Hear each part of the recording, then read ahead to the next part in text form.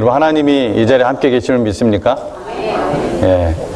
그런 믿음으로 하나님께 우리가 예배 드리는 겁니다.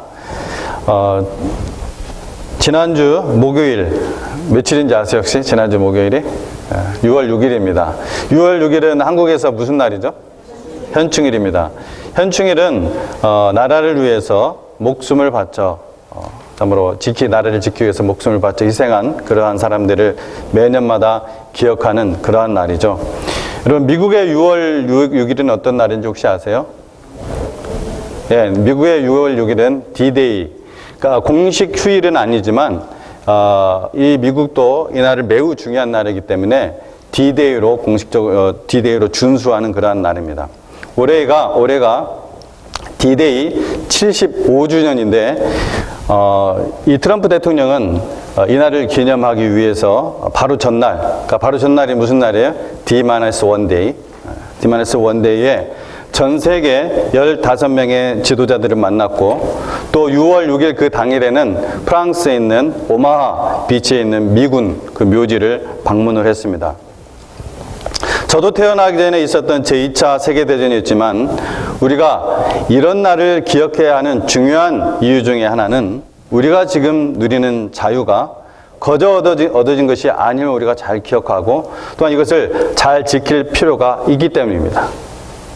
죄인된 인간의 그 욕심과 또한 잘못된 신념 때문에 하나님께서 모든 인간에게 주신 이 자유가 억압당하고 수많은 생명이 학살당하고 희생된 것입니다. 지금으로부터 75년 전, 그러니까 1944년 6월 6일, 약 16만 명의 연합군이 나치 군인과 싸우기 위해서 프랑스의 노르망디 해변에 상륙을 했습니다.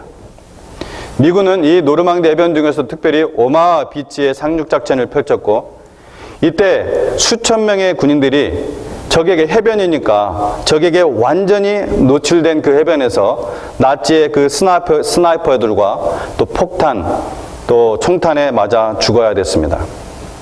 기록에 의하면은 한 부대는 90%가 전사를 했다고 나와 있습니다. 연합군의 이 노르망디 상륙작전의 성공으로 말미암아 제2차 세계대전은 그로부터 몇 달이 흐른 뒤에 연합군의 승리로 종식되었습니다.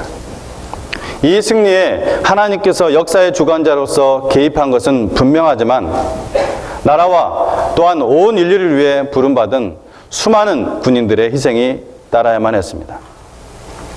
우리는 하나님의 나라를 위해 부름받은 그리스도의 사람들입니다. 최후의 심판과 함께 사라질 이 세상의 나라와 비교할 수 없는 하나님의 나라를 위해 일할 수 있도록 부름받은 특별한 사람들이라는 것입니다. 이것은 하나님께서 그리스도인에게 주신 놀라운 특권, 영광, 자랑인 것입니다. 우리는 칼과 총으로 혹은 핵폭탄으로 혹은 레이저로 싸우는 그 정도 수준의 전쟁이 아니라 영원한 생명과 관련된 영적 전쟁을 하는 사람들입니다. 죄로 말미암아 영원한 심판의 선고를 받은 사람들을 구원하는 그리스도의 복음을 전하는 사람들이라는 것입니다.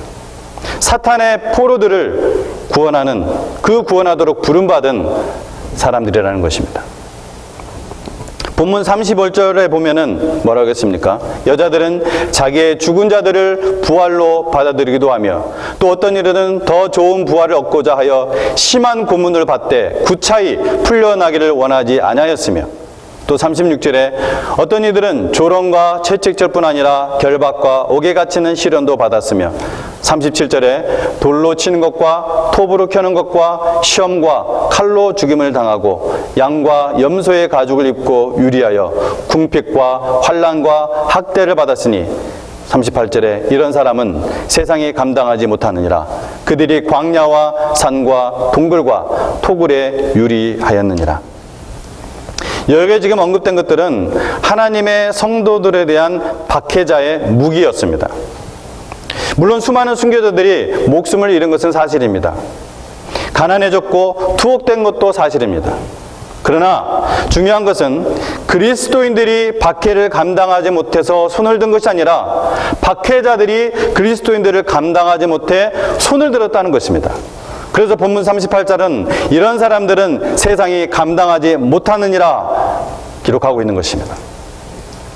여러 모양으로 다가오는 세상의 압박을 감당하지 못하여 자살하고 살인하고 대량 살상을 하는 그런 사람들이 속출하는 세상에 우리가 살고 있습니다. 물론 그 배후에는 마귀가 있습니다. 그러나 여러분, 우리 그리스도인은 우리가 하나님만을 제대로 믿는다면 세상이 마귀가 감당하지 못하는 사람들이 바로 우리인 줄로 믿습니다. 마귀는 이 세상의 일을 통해 때론 고통으로, 때론 달콤한 유혹으로 이 세상만을 바라보게 하지만 우리는 하나님의 나라를 위해 특별한 선택을 받은 사람들, 부름받은 사람들이라는 것을 알고 하나님의 나라를 위해 일하시기 바랍니다. 여러분의 생업이 무엇이든 그 생업은 하나님의 나라를 위한 수단일 뿐 목적이 아니라는 사실을 여러분 한순간도 잊지 마시기 바랍니다. 우리가 그 사실을 잊지 않을 때 어떠한 상황 속에서도 여러분의 직업이 무엇이든 여러분 어떠한 환경 속에 있든 감사할 수가 있습니다. 그 자부심 때문에. 인간이 하는 모든 일이 그저 이 땅에서 먹고 살고 좀 여유가 있으면 즐기다가 죽고 끝나는 것이라면은 그냥 좋은 울타리 안에서 좋은 것 먹고 사는 돼지, 닭과 무엇이 다르겠습니까? 동물은 영적 존재가 아닙니다. 하지만 사람은 영이신 하나님의 형상으로 지음을 받은 영원히 죽지 않는 영적 존재이기 때문에 반드시 영원한 천국 아니면 영원한 지옥에 가게 되어 있습니다. 죄 때문에 영생의 공급원인 하나님과 단절된 상태로 태어나는 모든 인간은 반드시 한 번은 죽고 그 후에 영원한 천국 아니면 영원한 불못에 가게 되어 있습니다. 그러므로 우리가 회개하고 그리스도의 복음을 믿고 받은 이 영생의 구원은 그 어느 것과도 비교할 수가 없고 바꿀 수가 없는 것입니다. 십자가 복음을 듣고서도 우리는 깨달을 수가 없었습니다. 회개할 수도 없는 그런 존재입니다.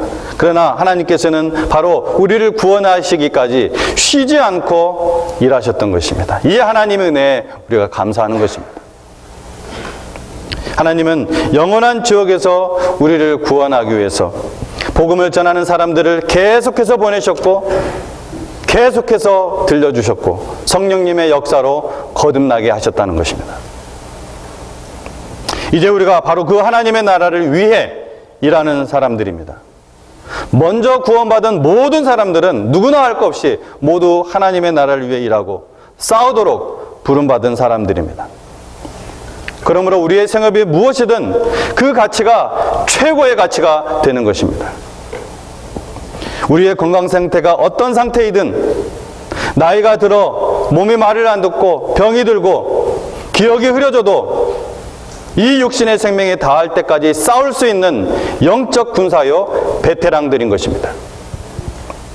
사도 바울의 진술처럼 우리의 싸움은 혈과 육을 상대하는 것이 아니요 하늘에 있는 영들을 상대하는 것이라 이렇게 말씀했기 때문입니다. 내 육신의 힘과 나의 기억력과 내 지혜와 내 능력으로 싸우는 것이 아니라 오직 하나님이 주신 그 힘으로 기도하고 복음을 전하고 가르침으로써 싸우는 것이기 때문에 그렇습니다. 로마서 8장 31절에서 만일 하나님이 우리를 위하시면 누가 우리를 대적하리요? 또 로마서 8장 35절에서는 누가 우리를 그리스도의 사랑에서 끊으리요? 환난이나 공고나 핍박이나 기근이나 적신이나 위험이나 칼이랴. 그리고 38절에서는 이렇게 얘기합니다. 이 모든 일에 우리를 사랑하시는 이로 말미암아 우리가 넉넉히 이기느니라. 아멘. 이 말씀에 아멘이시기를 바랍니다. 바로 이러한 철통 같은 믿음이 바울을 위대한 승리자로 만든 것입니다. 독한 마음을 품고 입술을 깨물고 두 주먹에 힘을 준다고 해서 여러분 문제가 해결되는 것이 아닙니다.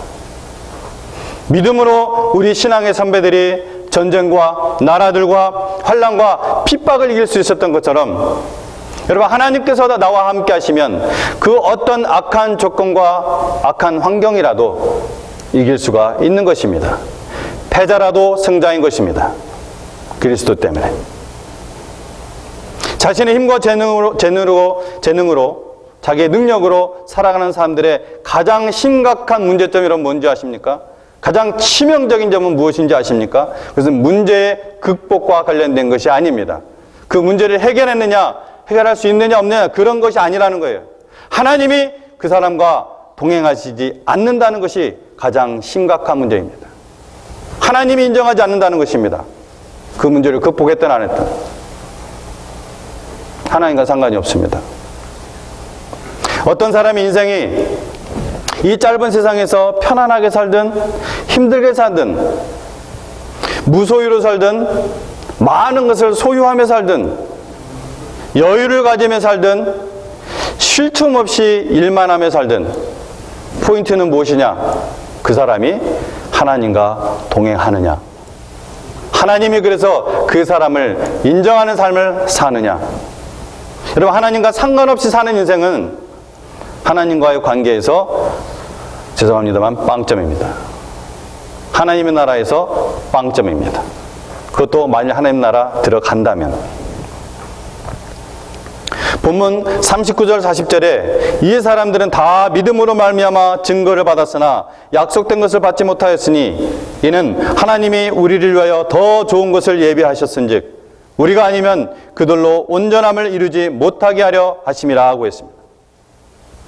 저들은 믿음을 따라 확실히 하나님의 인정을 받고 살았습니다. 그럼에도 이 세상에서는 그 약속된 상급을 100% 향유하며 살지 못했다는 것입니다. 그것은 하나님이 오늘 기록된 말씀처럼 바로 우리를 위하여 더 좋은 것을 예비해 놓았기 때문에 그렇습니다. 더 좋은 것은 무엇이냐? 바로 저와 여러분이 이미 지금 누리고 있는 그리스도 안에서 성취된 구원, 영생의 삶인 것입니다.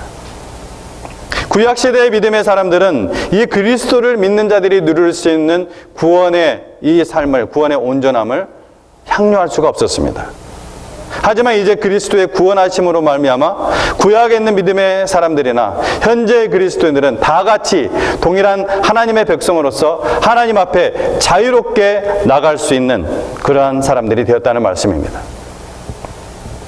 구약의 믿음의 사람들의 믿음은 바로 그리스도의 오심에 의하여 완성이 되었습니다. 그러므로 선조들의 믿음을 본받아서 오늘의 그리스도인들은 주님의 재림을 기다리며 하나님의 나라를 위해 일하고 고난과 싸워 올바른 믿음의 생활이 되어야 함을 사도 바울이 지금 당부하고 있는 것입니다. 구약의 믿음의 사람들은 오실 그리스도를 기다리며 생명을 다하여서 하나님의 말씀을 지키고 전하였습니다. 오늘의 그리스도인들은 다시 오실 그 그리스도를 기다리며 생명을 다해서 하나님을 섬기며 오실 주님을 증언하는 것이 바로 하나님을 나라를 위하여 사는 멋진 인생인 것입니다. 하나님의 사랑하시는 여러분, 그렇기 때문에 이 자리에 있는 여러분, 신약시대나 구약시대를 막론하고 하나님의 주신 은혜에 구원 얻는 믿음을 선물로 받은 신자들은 예외 없이 하나님의 나라를 위해 일하도록, 하나님의 나라를 위해 싸우도록 부름받은 믿음의 영웅들입니다. 하나님의 나라를 위해 일하고 하나님의 나라를 위해 싸우는 믿음의 영웅들은 패자 같으나 언제나 승리합니다. 어떻게 해요? 믿음으로 승리하는 것입니다. 여러분의 시작도 믿음이었고 여러분의 끝도 믿음인 것입니다. 사도 바울은 로마서 1장 17절 말씀에 뭐라고 했습니까? 복음에는 하나님의 의가 나타나서 믿음으로 믿음에 이르게 하나니 기록된 바 오직 의인은 믿음으로 말미암아 살리라. 믿음으로 산다는 것을 좀 더 구체적으로 쉽게 이해하는 방법은 예수님을 흉내내는 것입니다. 그래서 12장 2절은 이렇게 말씀합니다. 믿음의 주요 또 온전케 하시는 이인 예수를 바라보자. 따라서 한번 해보겠습니다. 예수를 바라보자. 이 원문의 의미를 강조하면은 예수님께 우리의 눈을 고정하자. let us fix on Jesus. Let us our eyes fix on Jesus. 우리가 예수님을 바라보는 이유는 예수님만 하나님의 나라를 위하여 사는 신자의 모델이기 때문에 그렇습니다. 오늘 말씀은 예수님을 가리켜서 뭐라고 했습니까? 믿음의 주요 또 온전케 하시는 이라고 했습니다. 믿음의 주요 온전케 하시는 이. 이렇게 말씀했는데 우리가 이 말을 국어로만 읽으면 잘 이해할 수가 사실 없습니다. 여기서 주라는 말을 성경 원어로 보면은 아르케라는 말입니다. 아르케. 아르케라는 것은 시작, 근원, 창시 이런 뜻을 갖고 있습니다. 그러니까 우리가 일반적으로 예수님을 주님이라고 부르죠. 그런 의미가 아닙니다. 단어 자체가 다릅니다. 또 여기서 온전케 하시는 이렇게 번역된 말은 마침, 완성 이런 뜻을 갖고 있습니다. 즉 예수님은 믿음의 근원 또 창시자요 마침 혹은 완성자라는 것입니다. 그래서 거의 대부분의 영어 성경은 이를 잘 표현해 놓았어요. The author and perfecter of faith. 이렇게 거의 대부분의 영어 성경은 이렇게 번역해 놨습니다. 예수님은 믿음의 창시자요 완성자라는 것입니다. 그분께 우리의 눈을 고정하자는 것입니다. 사실 하나님의 나라를 위하여 땀을 흘린다, 일한다, 싸운다 이런 말이 좀처럼 이렇게 확 와닿지 않게 들릴 수도 있습니다. 무엇이 하나님의 나라를 위하여 일하고 싸우는 것인가? 그 구체적인 모습이 바로 예수님입니다. 예수님처럼 살면 하나님의 나라를 위해서 사는 삶이 되는 것입니다. 한눈 팔지 말고 오직 예수님만 바라보라는 것입니다. Fix your eyes on Jesus. 박으라는 거예요, 그냥 예수님께. 여러분의 눈을. 믿는 사람을 인하여 여러분이 시험에 들었다고요? 오직 예수님을 바라보시기 바랍니다. 목사를 인하여, 목사들을 인하여 시험에 들었다고요? 오직 믿음의 시작이요 완성자이신 예수님을 바라보십시오. 예수님이 어떻게 나셨나? 예수님이 어떤 집에서 자라시고 어떻게 사셨나? 예수님이 무엇을 잡수시고 또 무슨 옷을 입으셨는가? 예수님이 어떤 사람들을 만나시고 어떤 사람들을 사귀셨는가? 예수님이 무슨 말씀을 하셨는가? 예수님이 회개한 죄인들에게 어떻게 대하셨는가? 예수님이 교만한 죄인들에게 어떻게 대하셨는가? 예수님이 왜 배반을 당하시고 어떻게 죽으셨는가? 여러분 예수님이 생애에서 눈을 떼지 말고 바라보십시오. 예수님은 믿음의 알파요 오메가이기 때문에 그렇습니다. 여러분 예수님이 보는 것을 보고 예수님이 생각하는 것을 생각하는 사람, 이 사람은 바로 하나님의 비전을 받은 사람입니다. 예수님의 그 행하시는 것을 행하십시오. 그러면 여러분은 예수님의 비전 메이커들이 되는 것입니다. 예수 그리스도는 하나님의 영광을 위해서 모든 것을 지불했습니다. 예수님의 그 생애, 그 삶의 초점은 오직 하나님의 나라, 하나님의 영광에 맞춰져 있었습니다. 2절 후반부에 그는 그 앞에 있는 기쁨을 위하여 십자가를 참으사 부끄러움을 개의치 아니하시더니 하나님 보좌 우편에 앉으셨느니라. 이 말씀에 보면 하나님 보좌 우편의 그 즐거움과 십자가의 부끄러움이 대조되고 있습니다. 미래적인 영광과 현재의 고난이 대조되어 있습니다.